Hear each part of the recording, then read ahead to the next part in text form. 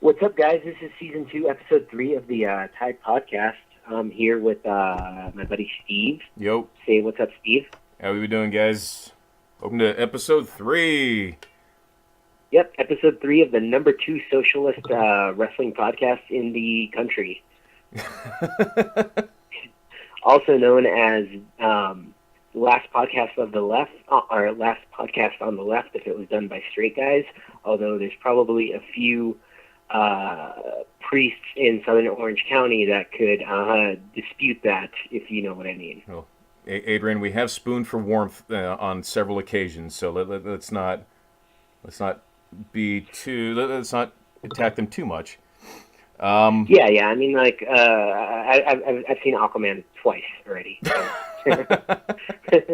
let's just say even spaghetti is straight until it gets wet. No, I do have to apologize. I don't work normal hours as everybody else, so Adrian and I try to get these podcasts out on Fridays, but because I have a very shitty schedule, unfortunately we weren't able to upload a show this past Friday, so we're doing it now. So sorry, totally my bad. You should be seeing this on a Friday, so. Yeah, so totally my bad. Still technically a Friday. Yeah, still technically a Friday. So, man, let's just jump right in, shall we? Yeah, so if you guys remember on our last episode, we did mention that in the past we've done several urban exploration videos. Yes. We've recorded ourselves going to several different places.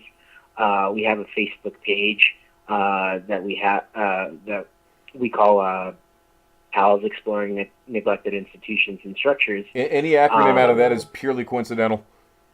Yeah, and entirely unintentional. So we've been wanting to talk about a couple of the places that we've gone to in the past that we lost some of the footage of. And I think this one we actually do still have a little bit of the footage of. Is that right, Steve? We do. So the footage that we have, if you watch any of our urban exploring or ghost adventure videos, I actually spliced it into our little intro segment that we have. It's a great little scene where I'm panning the camera past a bunch of cages, and in one of these cages you see what looks like a disgruntled homeless man. As I pan the camera past him, whoever this disgruntled man is says, "Hey, scram you kids," or something like that. I was terrified. As I continued to pan the camera, something darted quickly past the screen. So I'm not saying it was Bigfoot, but when I tried to snap a picture of it, all I got was a blur. So yeah, leave that to one's own interpretation. Unfortunately, that was the only amount of video that I was able to salvage. I do have a bunch of pictures. This place is, I think, a couple miles south of where the current LA Zoo is, and it's a neat place. It's open for everybody, so if you're an urban explorer, this is like a level 1 as far as like danger, if you will. There really isn't anything fenced off. All the cages are pretty much accessible. Some are a little bit harder to get into than others, just because some of them were designed for marmosets and some sort of squirrel monkeys. So obviously, that we didn't let that stop us. We definitely squirmed our way into several of these cages and greased us up. Just rip open our shirt and just grease me up. If you guys haven't caught on, we're talking about the original Los Angeles Zoo before it moved to the current location. Yes.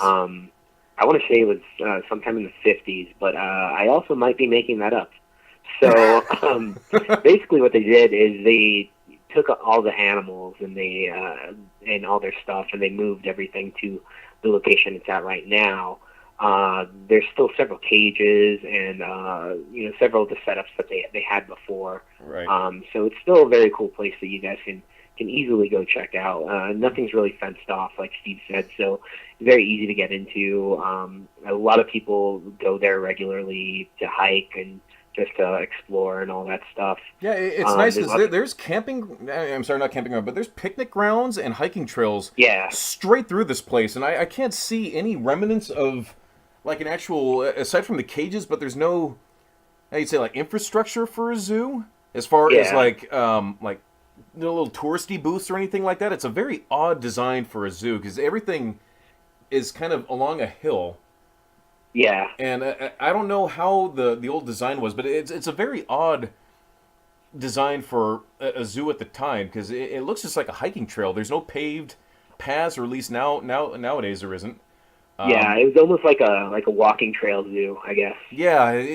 I'd imagine it was just like a very small thing that they had back then, and once they had the money and LA started becoming a bigger city, they probably just decided to pick up and move everything and get new animals and stuff like that. Right. So we parked, and we had no idea where this place was. We had a general idea as to where it was, so we were just going to wander around and hope to find something. So we ended up going through, there was a fence or something, and we ended up going up this kind of a really grown over hiking trail that was pretty steep. And we get to the top, and there's a regular hiking trail, and poof, we were there. Because I had read online at the time that it was kind of tricky to find this place. We found it pretty quickly by accident. Yeah, I just kind of stumbled across it. Yeah. So as far as what's cool to do, so you can obviously tell, it's like, okay, there's where they kept the marmosets. There's where they kept the lemurs. There's where they kept the sloth. Yeah. What was great is that there are a couple of the larger enclosures that are still intact. And if you have enough wiggle room, or a best friend that's there to grease you down, you can slip in and actually go into the old the feeding pens. And they're small for a human, so we're crawling around. And I remember one point we were crawling around a feeding pen, and somebody had graffitied this really gnarly looking face. Yeah. And we took a corner, and there's this weird face is spray painted on the far end of this feeding pen. I'm not going to say I was scared, but I will say I might have farted just once or twice because it did kind of jar me a little bit. A defensive maneuver. It was. I secreted. Yeah. like a squid shooting out ink. Yeah. Like some. Yeah, maybe go see Aquaman before you go there, so you're all nice and moist. No, get all greased up. I still have yet to see Aquaman. I need to see Aquaman. I was saving myself for nothing really. There's nothing really good. Actually, you know what was a good movie? It was Bumblebee. Have you seen that yet? No, I haven't pre-ordered though, because I got a special with that and Aquaman to get the pre-ordered edition. So I'll get it once it comes out. Like it wasn't awful. It was actually like a solid little movie. It wasn't an awful movie. I've heard it's very good. Yeah. I mean, it's not. I think it's a little bit overhyped, but I think a lot of that has to do with, oh my god, it doesn't reek of Michael Bay. Because everything he touches turns to flies. But anyway, so the zoo. When Adrian comes into town again, we meant to go and check it out last time, but we were busy doing other things, and we didn't really have the time, because it's a bit of a drive from where I'm at. It's maybe like a good hour if traffic isn't horrible. So up in Los Angeles area, obviously. It would have to be a whole day, or at least most of a day, because we'd have to drive up there and then do the filming and everything, and really maximize it, because why not? We're up there. That's not to say that there isn't other cool things to look at while we're up there. Actually, I'd say maybe 3 miles south from the zoo, there's an abandoned jail that I actually tried to look at one time, but there was a security guard there. And the security guard looked like he was having car trouble. And I almost approached him and said, "Hey, it looks like you're having some car trouble. Tell you what, you let me peek in there, and I'll jumpstart your car. Because I can." It almost happened. And plus, the moment I parked and got out of the car, there was like the businesses right across the street that saw me and immediately called me out. Like one guy, just the moment I stepped out of the car, I grabbed my backpack. He's all, "Hey, scram, kid! What are you doing here? You don't belong here." I think I actually have that on video somewhere. I think I do have that. I never posted that video because not a whole lot happened.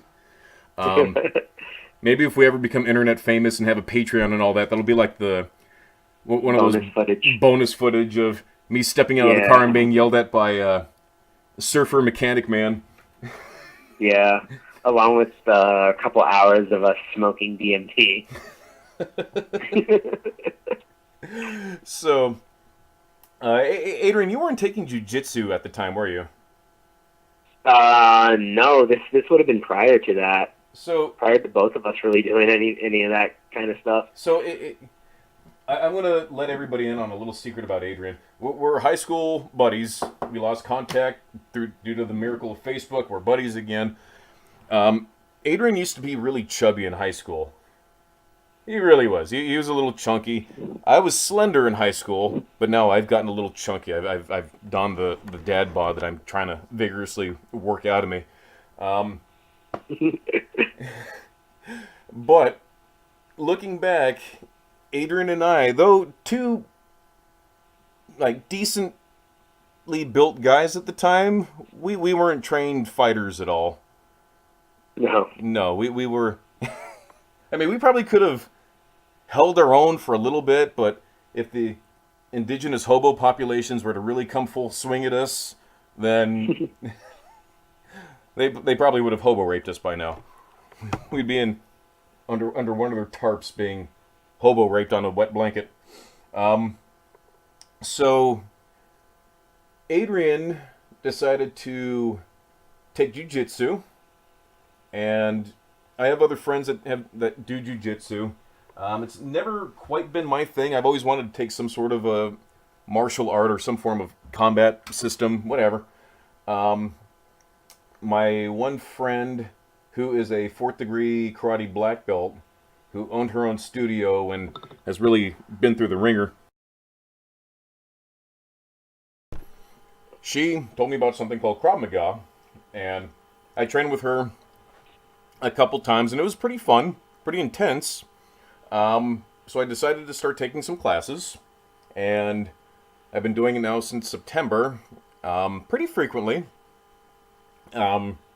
This turned into me also starting to take some kickboxing lessons and to do Filipino knife fighting.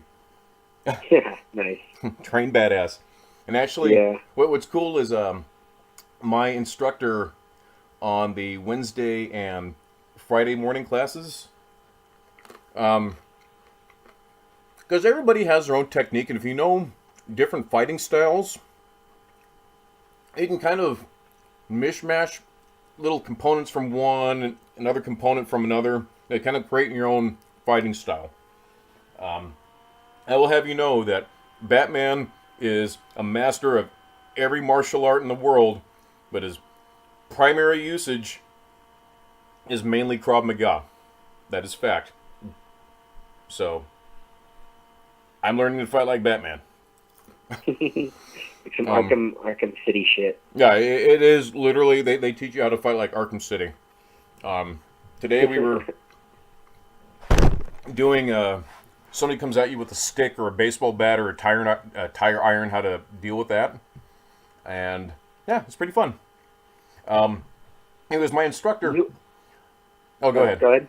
Oh, so I was going to say my instructor, he throws a little bit of Thai fighting in there also, even though it's not per our curriculum, but a lot of the Thai kind of grab the back of the neck or the back of the head and Thai clinch. Yeah, like Thai clinch stuff.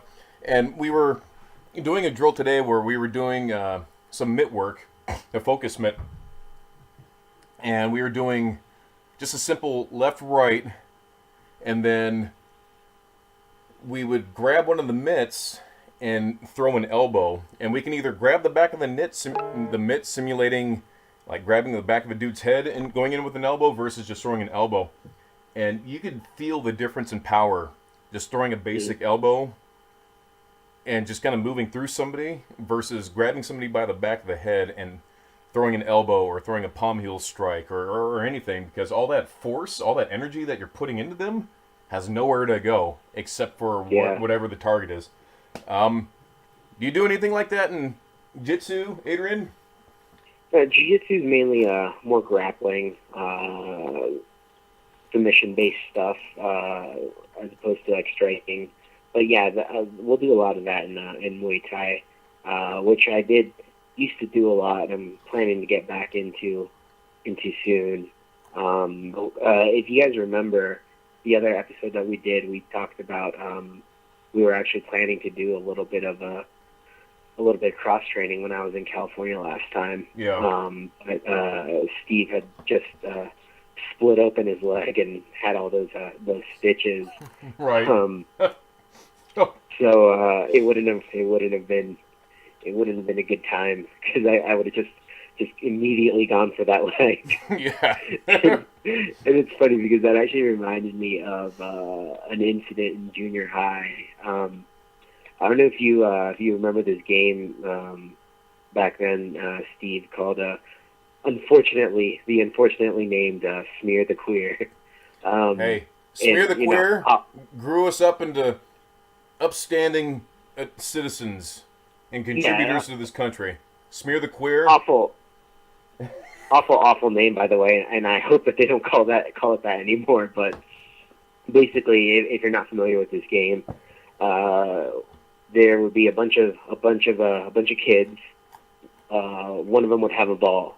Whoever had the ball would be the queer, and it was everyone else's job to tackle them and pummel them in a non-homoerotic way, even though it was very, very homoerotic. It was sort of like a pile. It was sort of like rugby. Yeah, just a pile of writhing boys. But anyways, I remember that we were playing this one time in junior high, and there was a kid, an Australian kid named William, and he was playing with us, but he had just had some kind of like leg or knee surgery, because he had a big brace like on his leg, like think like a Stone Cold Steve Austin style like knee brace. So it was a pretty major surgery that he had. So obviously we probably shouldn't have gone hard on him, but anyways, the dog pile happened, and I just remember seeing his legs sticking out of a pile of bodies, and I just immediately just dived for his leg and just hooked it with my arm like I had it in a headlock, and just started wailing down punches on his leg. And I could hear his muffled screams from underneath the pile. And then I just remember, like, afterwards, he was like saying, "What the hell? Like, who's doing that?" And I just said, like, "Yeah, guys, that's really screwed up. Why would someone do that?"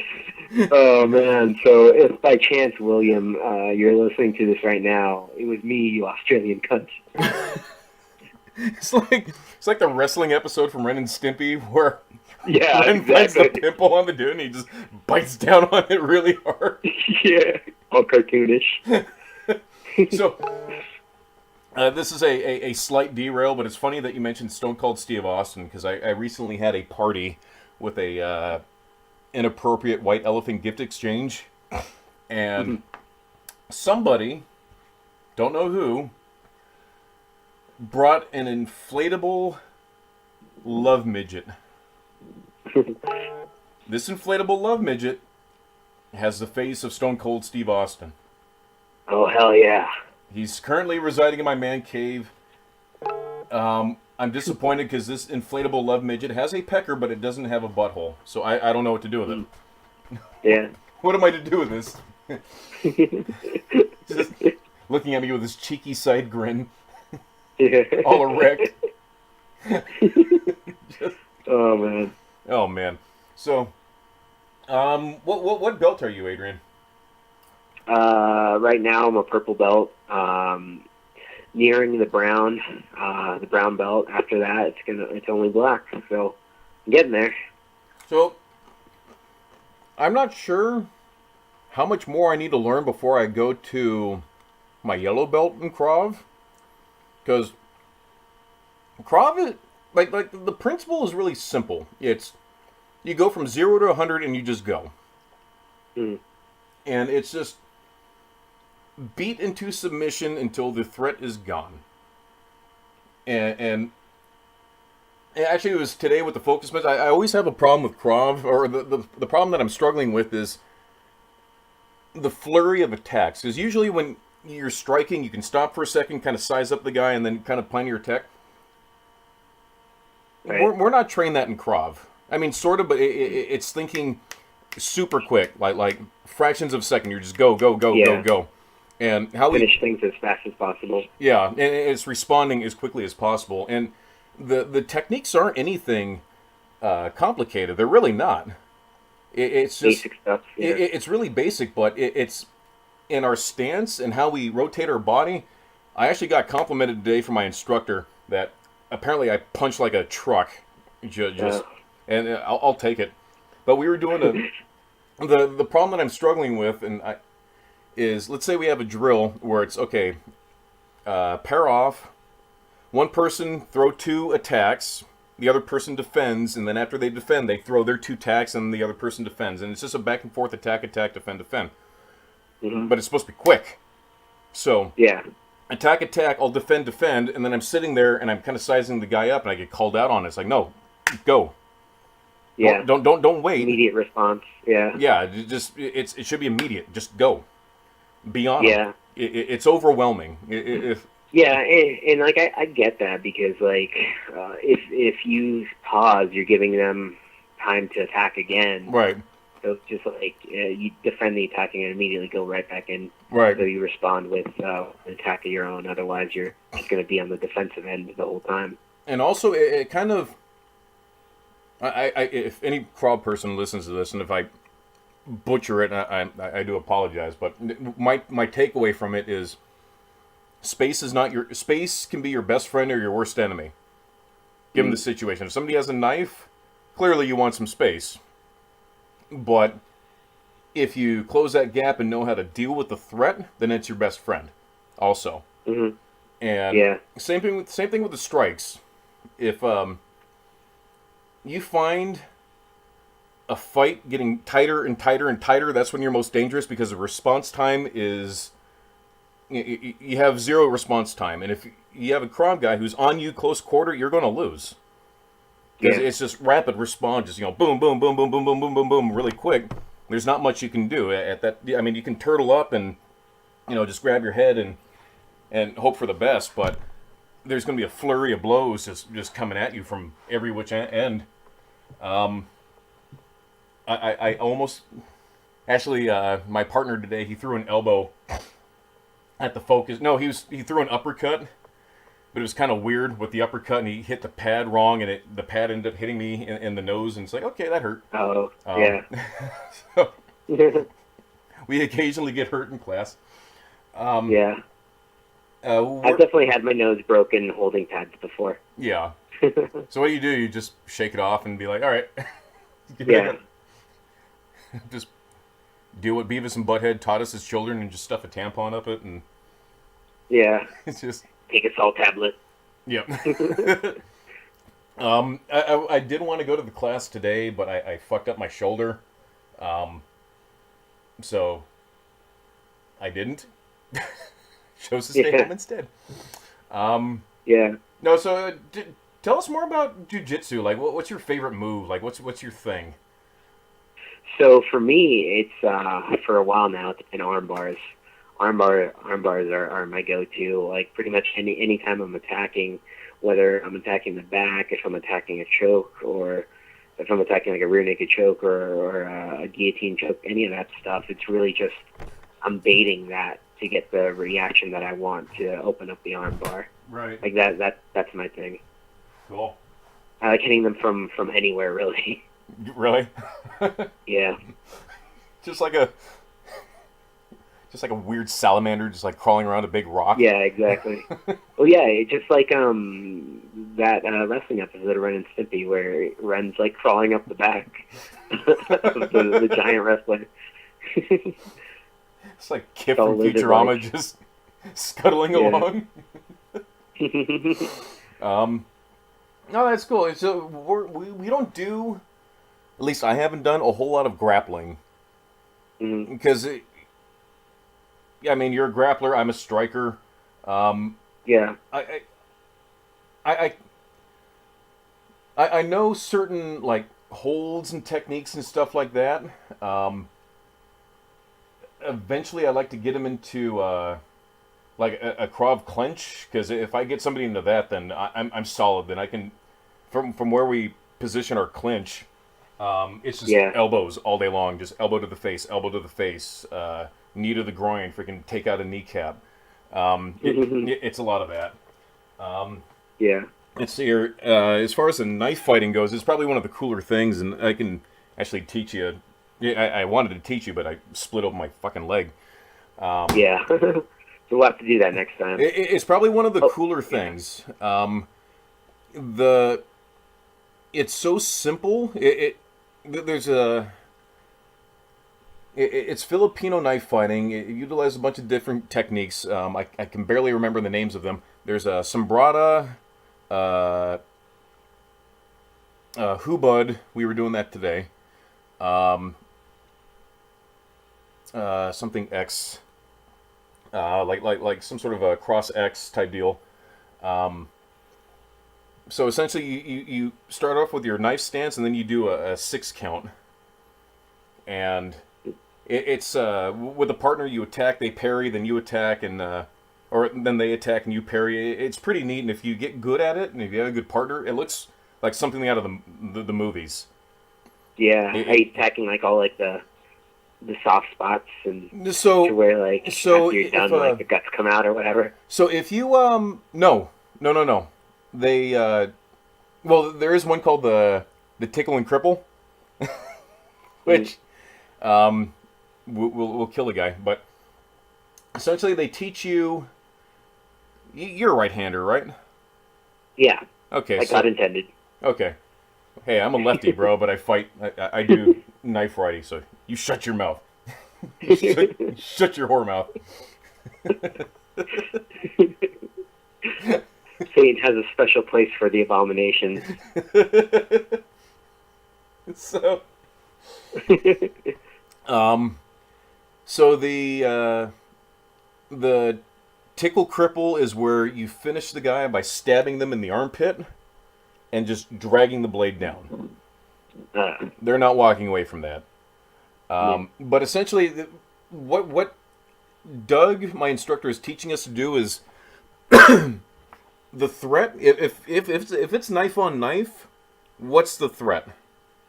Yeah. The threat is the knife. So, if anything, he's teaching us to disable the threat. So, as easy and as cool as it would be to slice somebody's throat or disembowel them and eviscerate them, that's for the movies.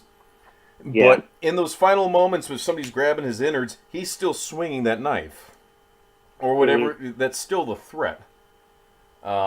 If you're lucky, they'll drop it. But why take that chance? So, Right. especially with what's called hubud. Hubud is more of a redirect. So you know how you parry. You said you're good at parrying punches. So think a parry. It's a combination parry and a slice. Mm. So you have your knife. So the attack comes. You parry it, and then you use their own momentum with that parry to slice the knife arm. And if you get them good enough, that'll rip a tendon or something. It'll force them to drop that knife. Yeah. And then you're done. And then there's you can go for the knee and do a body check and carve the knee out. That's a little bit hard. At that point. Yeah. Yeah. So that's more of the application versus I'm just going to gut you like a pig. Okay. Right. That makes sense. Yeah. So it's really cool. Next time you come into town, I will hopefully show you. I actually did get my trainer knife on Amazon. Nice. It's really fun. So a lot of the slicing that we're doing is on the wrist and on the bicep tricep area. I'm sorry, the bicep area. And then if we do the like the finish 'em, if you will, that's up into the armpit, and then you drag it around, and then you body check them, and you carve out the knee, and they're done after that. There's nothing. They're not getting up from that. We haven't done any traps or anything like that. So what was I going to say? I forget the X thing, but there's if you're unarmed and somebody comes at you with a knife, there's a whole bunch of different techniques, but one is just simply just drop your arm and just rotate into them, and then that can turn into some sort of a clench or an armbar or something. So there are ways. Nice. If you think of most people do what would be considered like a number 3 attack, which is from the right, stabbing low line, or they'll do the over the head, the Mike Myers stab. Oh yeah. 70% of all knife fights are from that side, because most people are right-handed. Yeah. So, because most people don't know how to use knives, they're swinging off the low line towards the gut, because again they're thinking, oh, I'm just going to stab them in the belly a few times and that'll stop them. No. Or I'm just going to go for the head, shoulder area. That's what most people think. And it comes from multiple angles, but it's the same type of attack, just from different angles. The same technique with the hubud is an easy way to just redirect that.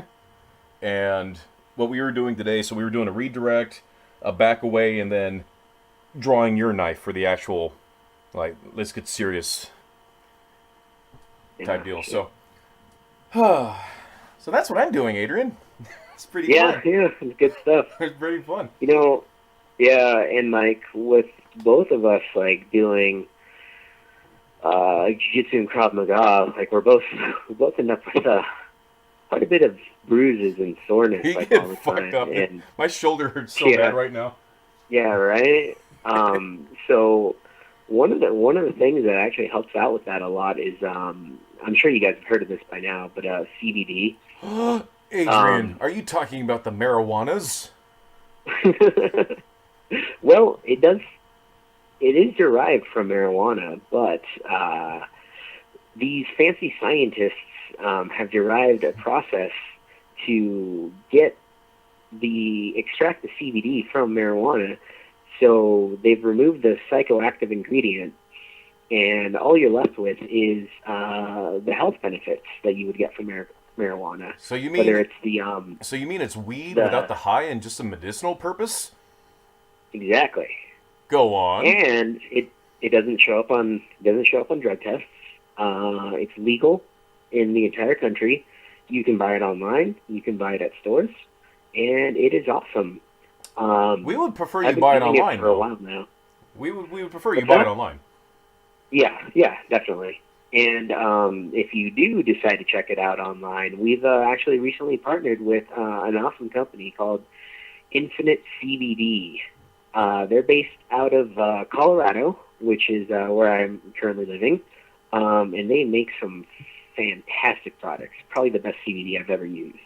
They have this thing called Freezing Point Cream that, so it's a CBD cream, and you rub it wherever you're sore, and you immediately feel the cold rush through you, and then you just have a minty after effects, and this stuff is amazing, Steve. I'm gonna have to get you a bottle to rub all over your body. Yeah, see if our new corporate overlords can send Steve in California some of this CBD so I can rub it on my achy right shoulder blade.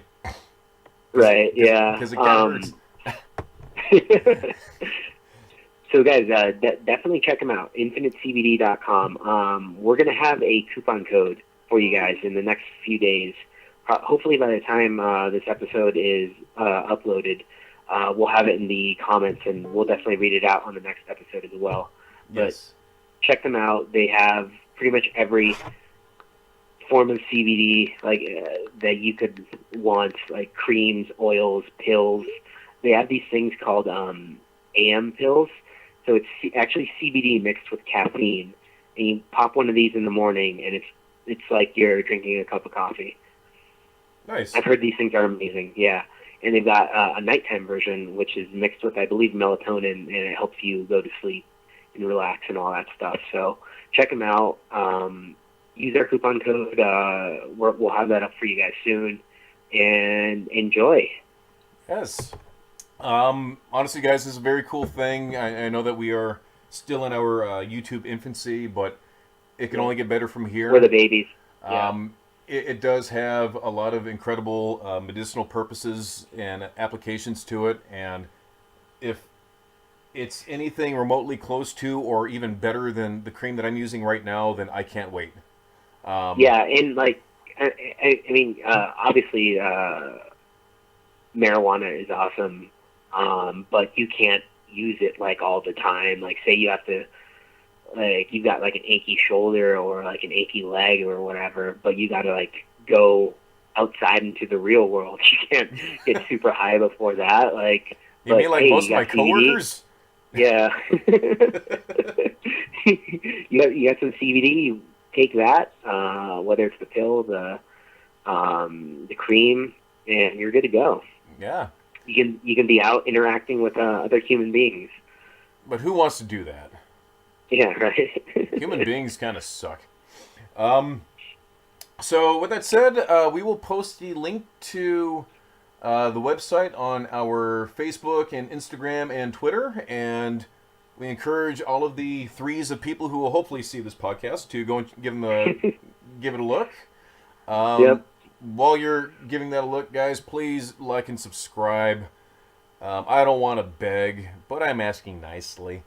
We are going to try to get some more content up here. I just need to get around to going on more adventures. My schedule fucking just sucks. It really hopefully, does suck. Hopefully we'll get together in March back in California, and we'll record a bunch of stuff over there. There are a few places that are local that I would like to check out. There is a church. Actually, there's a church that I could probably get into. Just pay a hobo to guard the door. And the old Trinity Broadcast Center is minutes away from some of my friends, and that looks pretty neat. It's a little bit trickier to get into, but we at PALS, exploring neglected institutions and structures, will go that extra mile and hop that extra high fence to boldly go where only idiots like us will ever go. So, Adrian, we're about the same age, right? What were some of your favorite cartoons as a kid? Well, definitely the all the Nickelodeon stuff I was super into. Yeah. Do you remember do you remember when the original Nicktoons first premiered? Do you remember that? Yeah, I mean, I'm pretty sure I was watching it around then. I vaguely remember. I mean, I remember watching them for the first time and just falling in love with Doug, Rugrats, and Ren and Stimpy. That was the original lineup. That shit was great. My mom and I would watch Doug. That was her favorite. She didn't really care for Rugrats too much. But then there was Ren and Stimpy. Now, that Ren and Stimpy definitely formed us into the people that we are today. Yes. We should not have been watching that show. No, it was way ahead of its time. I have in my garage my man cave, and all of my infinite nostalgia, I have some of the old VHS tapes from Ren and Stimpy, and a VHS player and an old school TV. So, lately I've been I've been. Oh, go ahead. Oh no, I was just gonna say that we were earlier in the week we were talking about Ren and Stimpy a lot, and I kept mentioning that. I was just laughing about the happy joy thing. Oh man, is the just randomly thinking about that shit. You know the part I'm talking about. Wait, hold on. I told you I'd shoot. This is that fucking song. No. This is a song about being happy. That's right. It's the happy joy. Oh, is that it? It could be. Happy joy, happy joy, happy joy. Happy joy, happy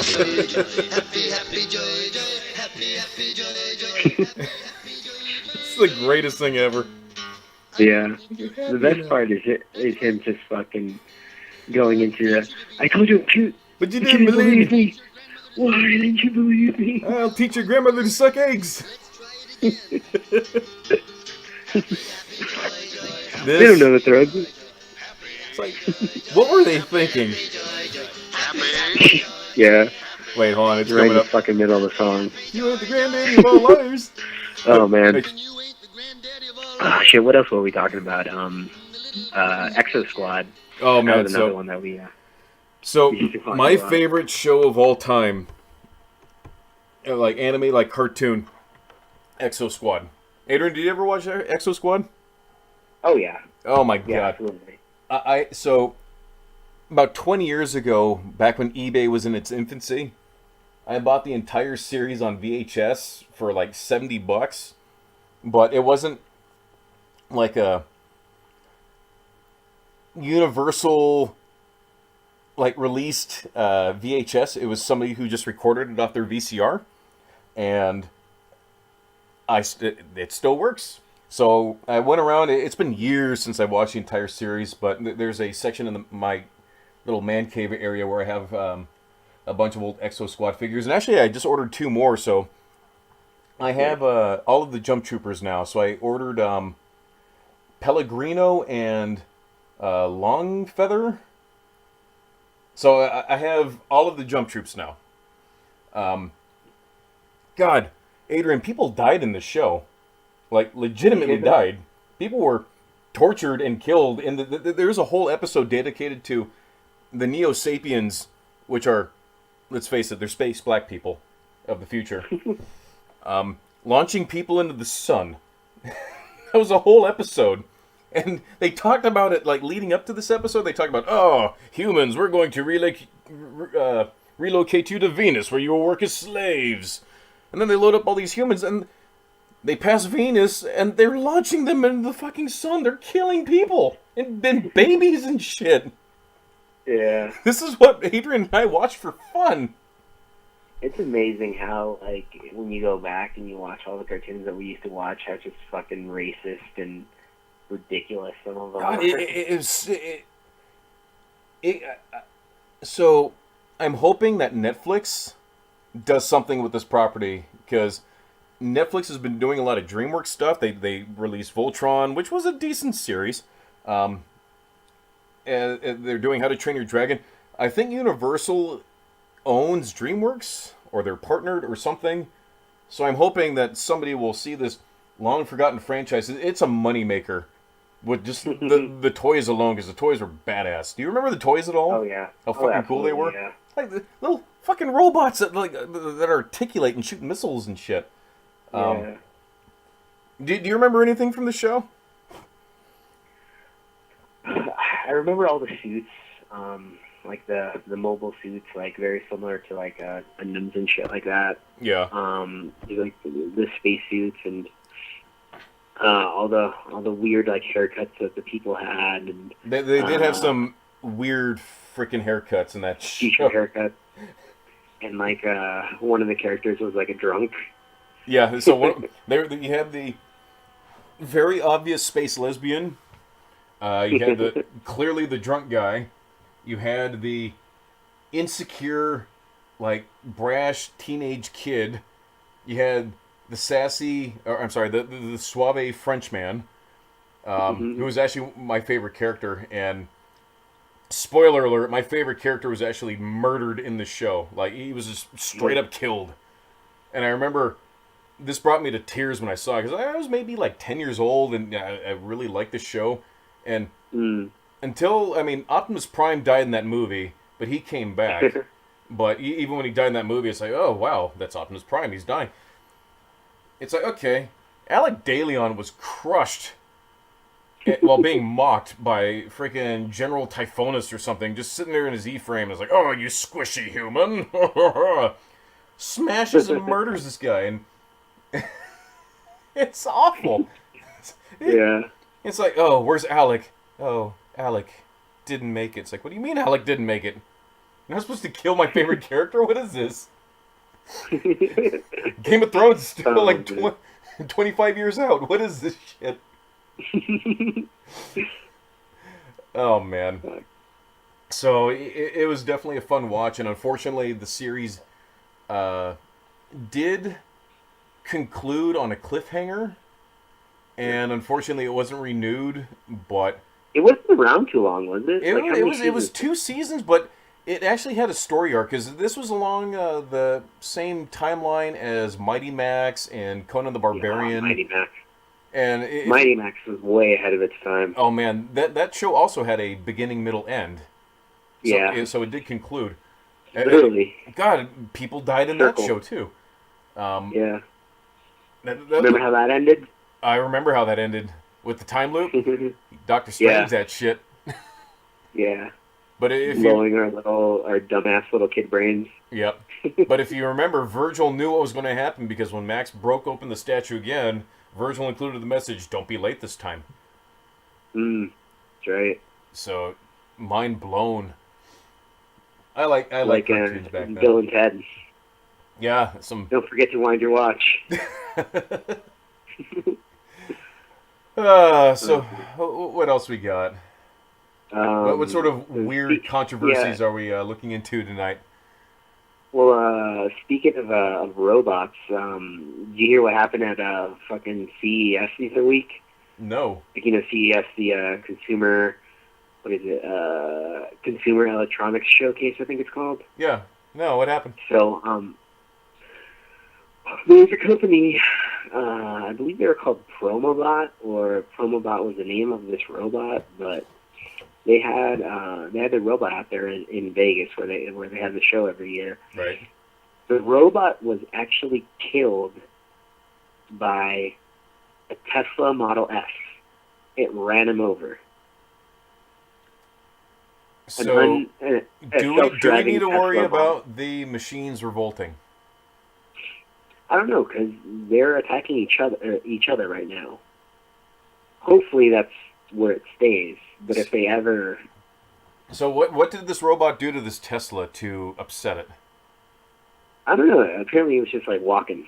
Like there's a line of them, and they're walking to the show, and I'm assuming the Tesla just like came out of nowhere, all of a sudden turned on its lights and revved its engine. He ran it down. What's that Stephen King movie, Christine? Yeah, Christine. Just turn on his brights.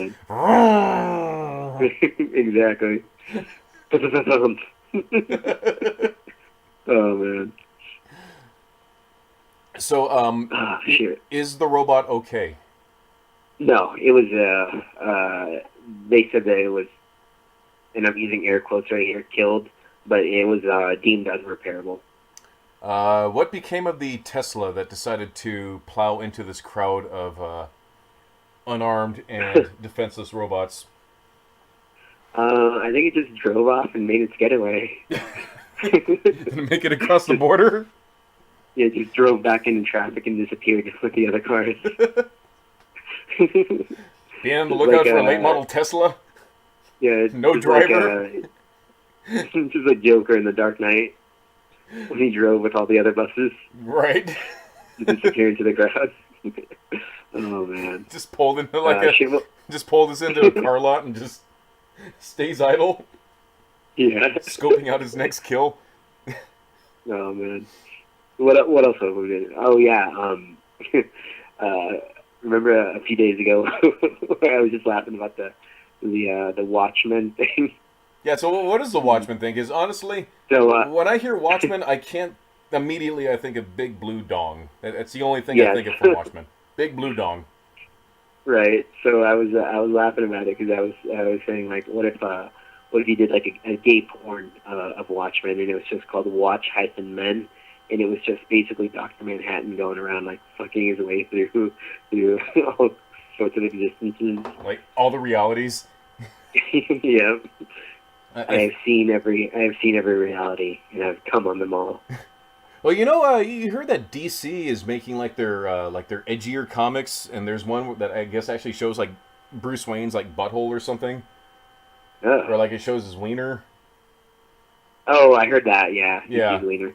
So That's kind of weird. yeah, so maybe this that could be a precursor to. It could be like their own version of like Infinite Crisis. It'll be the new Infinite Crisis. It's just like the like that portrait of the dude with his like hands and his arms like out, like you know what I'm talking about, and it's in the circle. Yeah. Yeah, but it's just Dr. Manhattan, and he's just naked, and there's his wieners everywhere. Like Dr. Fate has to pull Batman into like an altered reality so he can have time to prepare for the incoming attack from Dr. Manhattan just wanting to fuck everybody in that reality. You find out that the Big Bang was actually just Dr. Manhattan just fucking several versions of himself in like a big gangbang, and that's what started like life as we know it. Oh man. Yeah, so DC, if anybody from DC is listening, Adrian and I are full of great ideas. Just take our ideas. Jeff John, I've been tweeting you for years. I mean, I'm not going to say that Adrian and I have experience in this in the past, but we did go up to one of the writers at the time of, what is it, Avengers vs. X-Men? The Uncanny Avengers, and we did give them a recommendation that he did promptly put his hand to his chin and think, that's actually a great idea. Not a bad idea. What that idea was? About, it was using Professor Xavier, his body, as like a Weekend at Bernie's type deal. Yeah. So, one of the things we did specifically mention was Red Skull using Professor Xavier's head as a candy dish. Because Red Skull would do that. So, if you ever see that in a Marvel comic, you heard it here first. Yeah. 100%. We want our cut. We want our cut, damn it. Give us our take. What else is there? Let's jump into... Speaking of cuts, some Alex Jones territory here. What are we doing?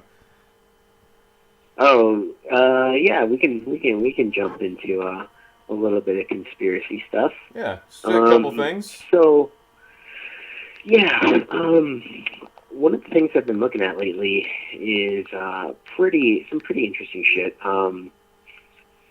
The theory that the ancient aliens, obviously, if they had spaceships, they were going to need some kind of way to navigate the planet, right? Like like now, if a spaceship is going to land anywhere on Earth, it's going to be using some kind of navigation system, whether it's using probably GPS now or like satellites and stuff like that. Before, obviously, thousands of years ago, that kind of stuff wasn't around. So the theory is that what they were using would be like landmarks or stuff that they made down here.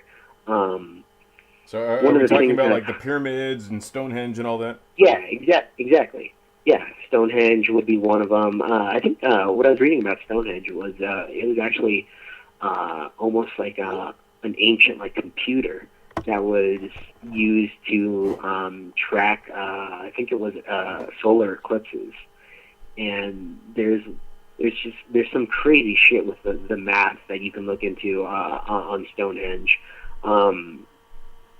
So if you're ever interested in checking that out, I would highly recommend Googling Stonehenge, because we still don't know exactly what it was intended for, who built it, or how it was built, because that they had to take those rocks, those huge stones from very far away, right. And we do not know how they took them there.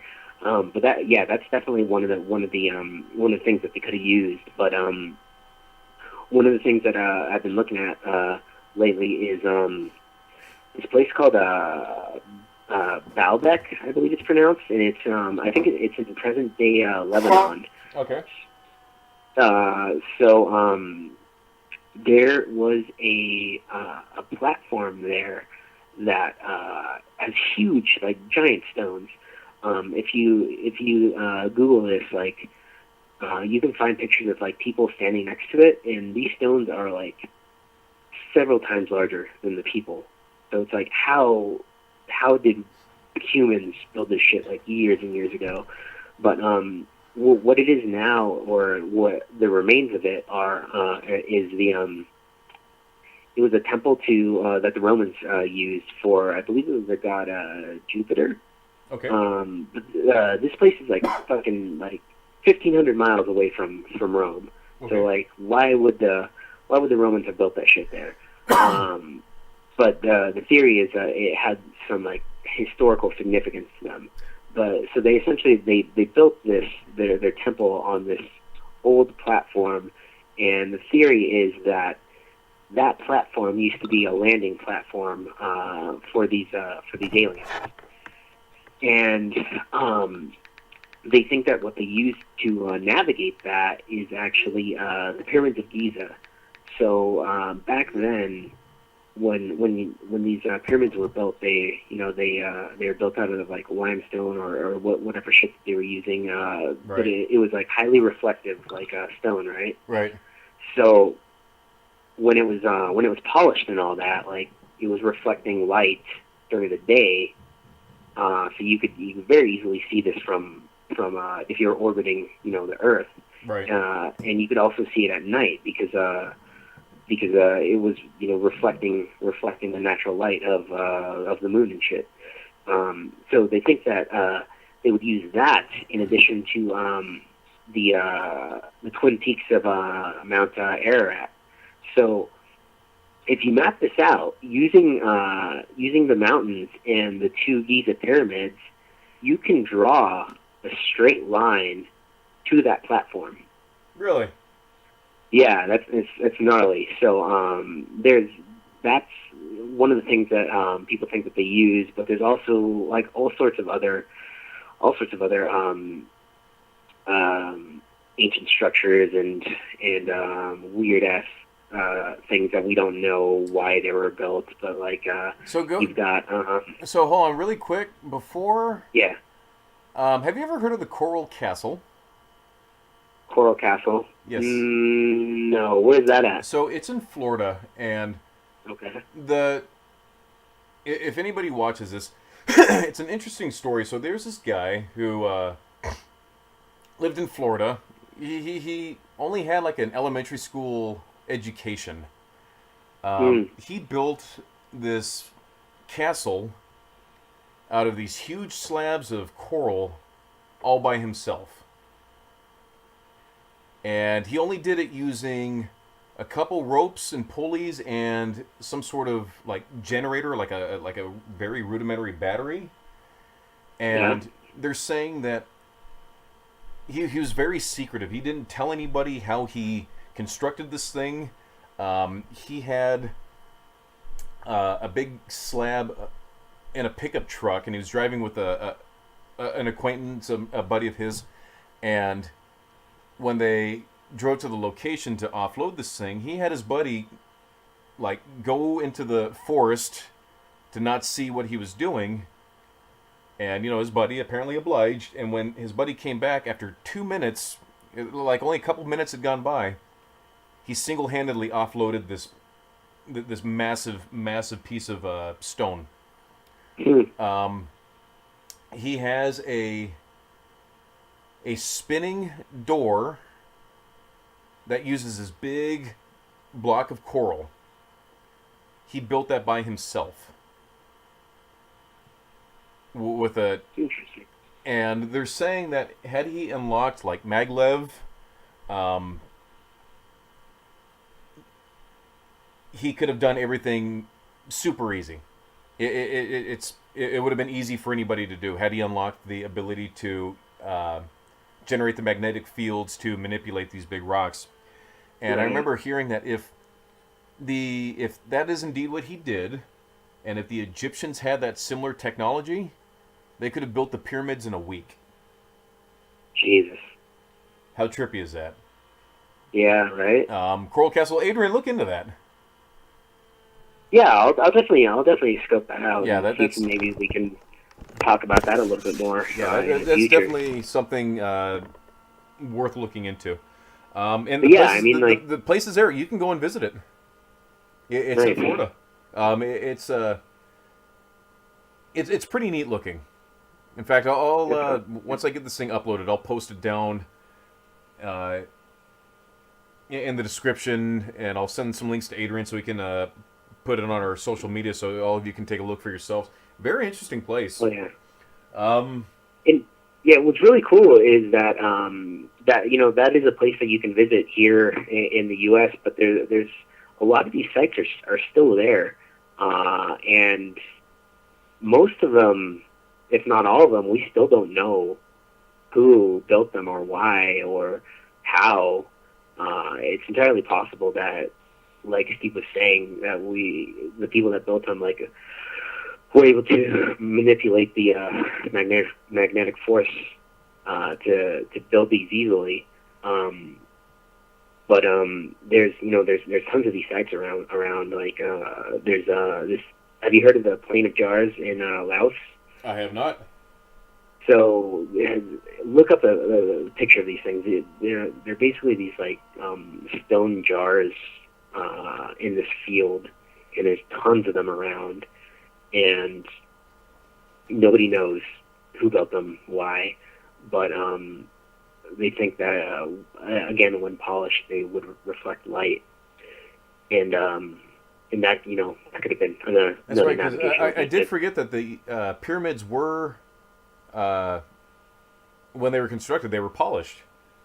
Yeah, exactly. Yeah, very finely You've also polished. got, yeah, you've also got megalithic stones like all over the place. Easter Island. There's like we were saying earlier, Stonehenge. There's some in Karnak, France. There's this really cool one in I think it's pronounced New Grange in Ireland. So it's a circular mound, and it's like all these like stones like piled on each other, and it's basically this circular wall. I think like almost like a coliseum, but again, when polished, the way light reflects off of this thing, it's like it fucking glows. Nice. Wild looking. Nice. So, yeah, we've been talking for a while, man. Yeah. Let's wrap it up with one last thing then. I might be about ready to shit my pants. I'm not saying okay. I'm not saying it's aliens, but I am saying I'm about ready to shit my pants. You're crowning. I know this ain't no crown. I can't even relieve the pressure because it's just going to come out in one massive just blah blah blah blah blah. I don't know what it is, man. Just lately, I ain't been regular. All right, I'll make it quick then. It's been a mess. Okay, so what is this shit? It looks like a crime scene. All right, so I mentioned to you the other day the Stone Ape theory, right? Yes. Like the basically, if you guys have never heard of this, I'm sure if you're a fan of Joe Rogan, he's talked about this a lot. Terrence McKenna, I think, is the guy that popularized the theory. It's basically the theory that we evolved because our primitive ancestors took psychedelics, and that opened their mind and gave them consciousness. Now, if you subscribe to the theory that we were created by the Anunnaki, that goes along the lines of they created a slave force, essentially, to mine gold out of the planet. Mm-hmm. But they wanted to keep us docile and not give us like consciousness or anything like that.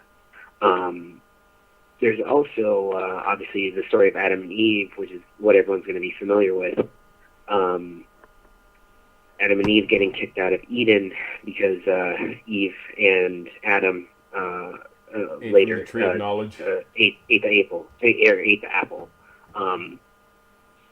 So what if all of those are accurate, but it wasn't apple that was eaten, it was mushrooms, and that gave us consciousness. It made us less docile, and it was the Anunnaki that essentially kicked us out at that point and left. I have heard people describing mushrooms as being alien, and when you consume them, that's their way of trying to show you into their world. Yeah. I mean, something to think about, guys. That's something to think about. Anyways, that'll wrap up the Tyde podcast of today. We're going to try to be more regular. If anybody has... Sounds like Steve's about to be pretty regular right now. Oh, man. Actually, I think I have it under control right now. But don't forget to like, sub, and subscribe. Follow us on Instagram, Twitter, and Facebook. We are going to try to be more active. Again, blame me for most of it because I just have the shittiest work schedule you can imagine. Yeah, so with that said, thanks for listening, and keep watching the skis. Perfect. All right.